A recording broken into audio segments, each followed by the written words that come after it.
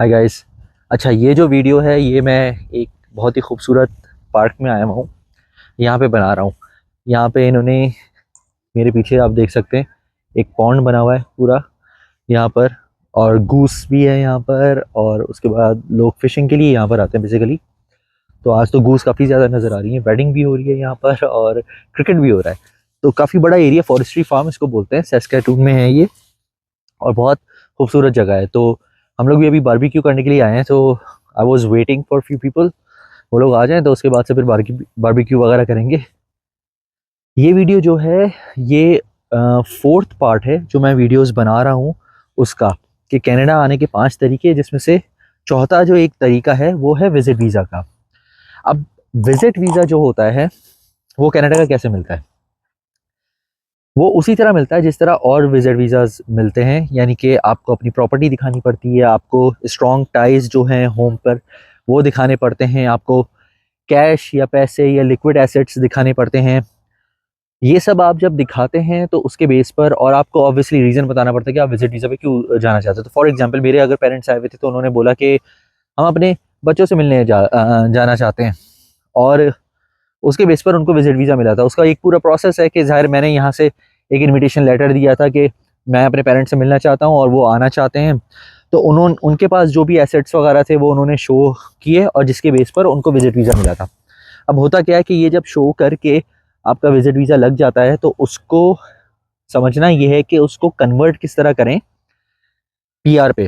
अच्छा, visit visa में भी एक तो नॉर्मल विजिट वीज़ा होता है जिसमें वो अलाउ होता है कि आप काम तो नहीं कर सकते, लेकिन आप 6 महीने यहाँ पर रह सकते हैं, और फिर उस 6 महीने में आप बहुत सारी और दूसरी चीज़ें कर सकते हैं। फॉर एग्जांपल जॉब सर्च कर सकते हैं, स्टूडेंट वीज़ा के लिए अप्लाई कर सकते हैं डिपेंडिंग ऑन योर एज, ताकि आप यहाँ पे लंबा स्टे कर सकें। अक्सर लोग होता है कि स्टूडेंट वीज़ा नहीं मिल पाता, उनको समझ में नहीं आता कि वो क्या करें, तो वो विजिट वीज़ा लेकर आ जाते हैं और यहाँ पर फिर स्टूडेंट वीज़ा के लिए अप्लाई करते हैं यहाँ पर आकर एडमिशन लेकर, और उसके बाद से जब उनको स्टूडेंट वीज़ा मिल जाता है तो फिर वो ऑब्वियसली जो एक नॉर्मल लाइफ है वो जीना शुरू करते हैं।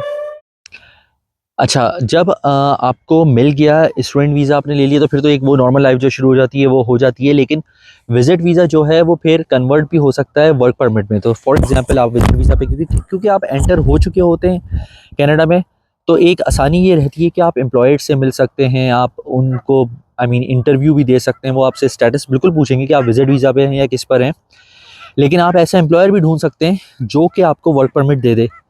ठीक है, तो ये सारे काम जो है ना यहाँ पर आकर हो सकते हैं, और लोग करते भी हैं, ऐसा नहीं कि नहीं होता। लेकिन ये जिस तरह मैं बार बार हर वीडियो में कहता हूँ कि काफ़ी लॉन्ग प्रोसेस होता है, जिसमें अगर आप कोशिश करें कि अगर आपको पीआर डायरेक्टली पीआर मिल सकती है तो नथिंग लाइक इट, वरना ये एक एज ऑप्शन आप यूज़ कर सकते हैं कि विजिट वीज़ा पे आएँ और फिर ये सारे प्रोसेस करें। विजिट वीज़ा का एक जो दूसरा जो ऑप्शन होता है वो होता है सुपर वीज़ा।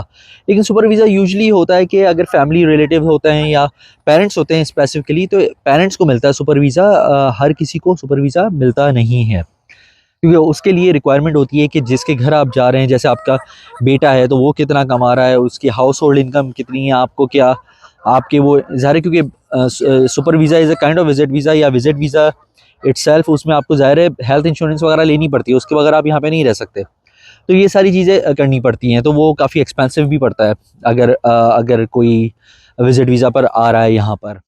अच्छा, अब अगर आप विजिट वीज़ा पे आप आ ही गए हैं तो ऑब्वियसली आप एम्प्लॉयर ढूंढेंगे जो कि आपको जॉब दे दे, या फिर आप यूनिवर्सिटी ढूंढेंगे जो कि आपको एडमिशन दे दे। फिर उसके बाद से आप जो है उसी को, वो जो प्रोसेस मैंने और वीडियोस में बताया, उसी को आप कन्वर्ट करने की कोशिश करेंगे कि ताकि आप जो हैं ईज़िली यहाँ पर पीआर ले सकें।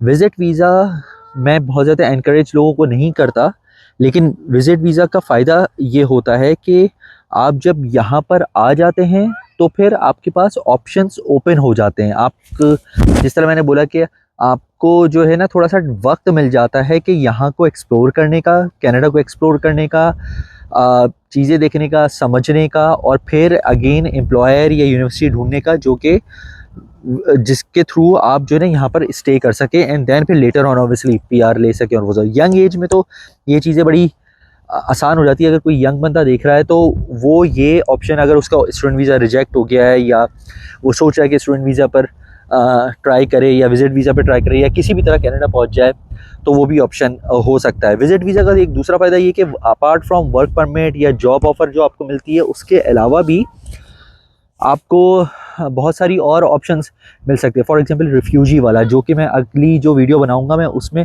बताऊंगा कि वो क्या प्रोसेस होता है।